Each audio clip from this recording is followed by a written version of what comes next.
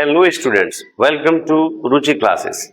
आज हम क्लास 10 का चैप्टर नंबर 6 ट्राइंगल से एक इम्पोर्टेंट थ्योरम प्रूव करने जा रहे हैं। थ्योरम 6.1 है जिसे कई नामों से जाना जाता है। देखिए, पहला उसको फंडामेंटल बेसिक प्रोपोर्शनलिटी थ्योरम कहते हैं, शॉर्ट में इसे हम बीपीटी थ्योरम भी कहते हैं, और जिस मैथमेटिशियन ने इसे बनाया है उसका नाम था थेल्स। तो थेल्स का थ्योरम के नाम से भी हम जानते हैं। इसकी फुल स्टेटमेंट भी पेपर में लिखकर आती है। स्टेटमेंट कुछ इस प्रकार से है, if a line is drawn parallel to one side of a triangle to intersect the other two sides in distinct point. यहां तक जो भी है वो आपको गिवन है। इसका मीनिंग क्या है? एक ट्राइंगल है, मान लो ट्राइंगल क्या है, ए बी सी है। इसमें तीन साइड है, पहली कौन है? ए बी, दूसरी बी सी, तीसरी ए सी। इन तीन में से किसी एक लाइन के पैरेलल कोई और लाइन क्या करना है? ड्रॉ करनी। तो वो लाइन जो दो साइडें बचेगी उनको सेम रेशियो में डिवाइड करेगा। तो जैसे मान लो मैं बी सी के पैरेलल एक लाइन ड्रॉ कर रहा हूं, जैसे ये वाली। ओके, ये मैंने डी ई। भाई डीई जो लाइन है वो किसके पैरेलल है? बीसी के। तो बीसी के अलावा इस ट्राइंगल में कौन सी साइडें बची? एक बची ए बी और एक बची ए सी। इनको दो पॉइंट पे क्या कर रहा है वो? डिवाइड। पहला पॉइंट कौन है? डी, और दूसरा कौन है? ई पर। और किस रेशियो में? तो बोले सेम रेशियो में। तो सेम रेशियो का मतलब भाई ए डी अपॉन में डी बी हो जाएगा एंड ए ई अपॉन में ई सी। तो जो गिवन है लिख दिया हमने, जो समझा। In triangle A B C, in triangle A B C a line is drawn. Line यहां लिखी नहीं है लेकिन लाइन है क्या? वो डी ई। किसके पैरेलल है? Parallel to B C, B C के पैरेलल है। तो क्या करेगी वो? Intersect other two side. Other two side मतलब ए बी और ए सी को कहां पर? बोलिए, पॉइंट डी एंड ई पर रिस्पेक्टिवली। क्लियर? ये गिवन है, लिख दिया। प्रूफ क्या करना है? तो सेम रेशियो में। तो प्रूफ में क्या हो जाएगा भाई? Same ratio means A D. बोलिए, ए डी अपॉन में D B equal to A E upon में ई सी। इस रेशियो में ये क्या करेगा? इसको डिवाइड करेगा। प्रूफ करते हैं। तो प्रूफ करने से पहले हमें कुछ ना कुछ यहाँ पे और काम करना पड़ेगा। तो समझिए, यहां से मैंने ये एंगल क्या है? ई है। यहां से एक मैंने परपेंडिकुलर ड्रॉ किया, बोलिए नाम दिया ई एन। अब परपेंडिकुलर क्या होता है? एंगल से निकलता है। एंगल कौन है? ई, और किसी साइड पर गिरता है, फॉल होता है। तो एंगल ई से निकला। इस पूरे ट्रायंगल की बात करें तो ये ए बी पर फॉल हुआ। कौन? बोलिए, पहले क्या करेंगे? इसको लेट मानते अपने ई एन परपेंडिकुलर है किस पर? ए बी पर। एंड दूसरा कौन हो गया? से डी एम कर देते हैं। ठीक, डी एम परपेंडिकुलर है, उल्टे टी को परपेंडिकुलर कहते हैं किस पर? ए सी पर। अंडरस्टैंड? आगे भी अब ये परपेंडिकुलर है तो यहाँ पे एंगल 90-90 के बनेंगे। क्लियर? और क्या करना है? बोलिए, बी ई को ज्वाइन किया एंड क्या करेंगे भाई? ज्वाइन किसको? बी ई एंड बोलिए सी डी। C D. ठीक। अब यहाँ पे जो ट्राइंगल बना उसमें कंफ्यूजन रहेगा क्योंकि यहाँ पे कई चीजें, कई लाइन दिख रही है तो समझने में दिक्कत होगी। यहां पर ये 90-90 के एंगल है तो राइट एंगल ट्राइंगल बना। इस थ्योरम को हम राइट एंगल ट्राइंगल के एरिया से प्रूव कर देंगे। ठीक, तो उसका एरिया लिखना पड़ेगा। जैसे यहां लिखेंगे हम area of triangle equal to, right angle triangle का एरिया क्या है? 1/2 बेस इंटू अल्टीट्यूड या हाइट, ठीक है। अब ध्यान से समझना, एक एक करके वन बाय वन हम इसको ट्राइंगल यहां से लेते जाएंगे और प्रूव करेंगे। सबसे पहले हम ट्राइंगल लेंगे भाई, देखो यहां समझ नहीं आएगा, अब जो मैं कर रहा हूं उसको समझना।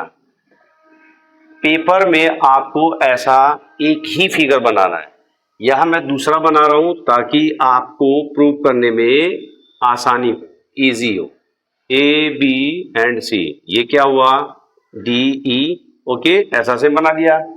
हम इसको लेते हैं, ये फर्स्ट परपेंडिकुलर कौन है, ई एन, तो ई एन क्या है, ये रहा, ओके, ई एन, इसकी पैर इसके साथ बनाई, ओके। अब यहां देखो, इस पे ध्यान नहीं देना है, बनाना ऐसा ही है, वन बाय वन करके करते हैं। देखिए एरिया को शॉर्ट में बोलेंगे हम area, A R, area of triangle कौन, पहला A D E, area of triangle A D E, okay, equal to 1/2। इसका बेस क्या है, बोलिए, ये परपेंडिकुलर है, ये इसका क्या है, ये बोलिए बेस, कौन, एडी, एडी इंटू परपेंडिकुलर या अल्टीट्यूड कौन है, ई एन, ओके। अब इसके साथ इस ट्राइंगल की पैर बनाना है, ये पहली ट्राइंगल, ठीक है। इस ट्राइंगल का नाम कैसे लिखेंगे हम, बी डी ई, इसको भी लिख दो, area of triangle B D E, understand. Base बदल जाएगा यहां पर, इसे लेना है आपको बेस, ओके, डी बी को, ओके, परपेंडिकुलर वही रहेगा ई एन, अंडरस्टैंड। तो 1/2 बेस कौन है, बोलिए D B, D B, perpendicular altitude यही रहेगा ई एन। अब हम क्या करेंगे इसका, बोलिए रेशियो में ले रहे हैं क्योंकि सेम रेशियो में, रेशियो मतलब अपॉन में ले लेते हैं, दोनों का अपॉन में लिखो, कैसे, area of triangle A D E upon में ये area of triangle B D E, इसका एरिया ये रहा, लिखो 1/2 A D into E N upon में, फिर नीचे 1/2 कौन, D B, D B into E N, ऊपर नीचे सेम है, यस, कैंसल कैंसल, ये क्या बचा, बोलिए यहां पे एडी अपॉन में डीबी, इसको इक्वेशन 1 कहेंगे हम।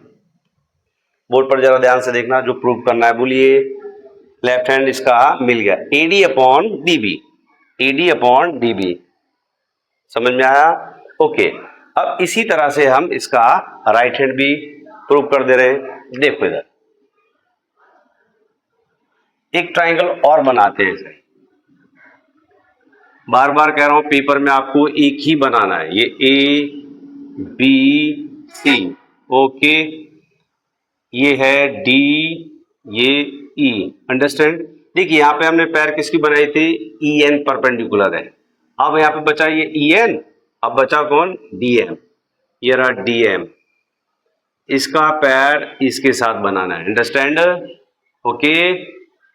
अब हम ट्राइंगल कौन सा लेंगे भाई, ये वाला लिख देते, कौन सा, फिर से area of triangle A D ई, यही रहेगा, area of triangle A D ई, बोलिए क्या है वो, 1/2 बेस कौन है इसका, ए ई, इंटू परपेंडिकुलर कौन है, डी एम। नेक्स्ट, अब इस ट्राइंगल का एरिया ऑफ ट्राइंगल नाम कैसे लिखेंगे भाई, सी ई डी, सी ई डी, ओके, 1/2, अब बेस ये हो जाएगा, इसका क्या बनेगा, ये बेस, ओके, बोलिए बेस क्या बन गया, ई सी, ई सी इंटू, बोलिए कौन, डी एम परपेंडिकुलर है, डी एम, इसका भी हम क्या करेंगे, रेशियो ले लेते हैं, यानी अपॉन में इन दोनों को रखेंगे, area of triangle A D E upon में area of triangle C E D equal to, लिख दो 1/2 A E into D M upon में 1/2 E C into D M. Same ऊपर नीचे यस कैंसल। क्या बचा यहां पे बोलिए, ए ई अपॉन में ई सी, ई सी। इसको इक्वेशन हम सेकंड कहेंगे। देखिए ए ई अपॉन में ई सी, दोनों साइडों को हमने क्या किया, प्रूफ।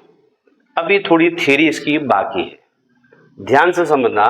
ये दोनों ट्राइंगल कौन कौन सी ट्राइंगल भाई, बी डी ई और सी ई डी, ये किस बेस पर टिकी हुई है, रखी हुई है, किस पर भाई, डी ई पर। ओके, जैसे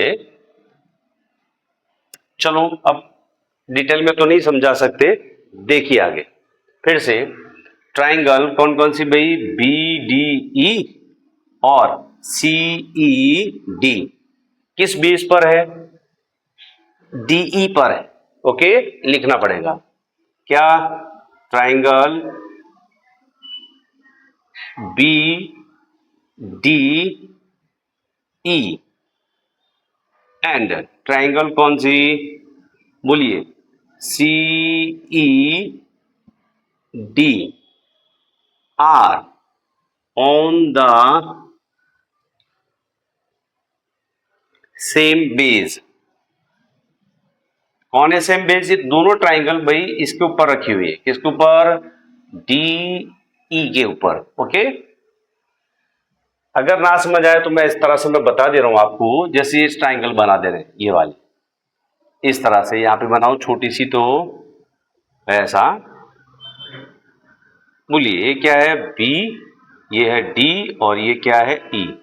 क्या ये ट्राइंगल ऐसा रुक सकता है, ये वाला पहला, देखिए B D E, B D E. अब यहां पर ये बना दे कौन सा, ये हो गया सी, ये हो गया ई और ये डी। चलो ट्राइंगल बी डी ई ऐसे रुक सकता है, नहीं। ट्राइंगल सी ई डी ऐसे रुक सकता है, नहीं। इनको रोकने के लिए क्या करेंगे, बी को उठा के ऊपर ले जाएंगे तो ये डी ई नीचे आ जाएगा, तो बेस बन जाएगा डी ई। ऐसे ही इसको सी को ऊपर उठा के ले जाएंगे तो बेस कौन बनेगा, डी ई। यानी ये दोनों ट्राइंगल, एक ये और एक ये, किस बेस पर डिपेंड करती है, डी ई पर। तो ये लिखा हमने, triangle D B D E and C E D are on the same base. और दोनों देखिए एक ही लाइन है, डीई है ना। यहां देखते हैं मेन ट्राइंगल में एक लाइन क्या है, डीई, और दूसरी कौन है, बीसी। ये कैसी लाइन है, दोनों पैरेलल। ओके, ये दोनों ट्राइंगल इनके बीच में आई हुई। एंड क्या करेंगे भाई, एंड बोथ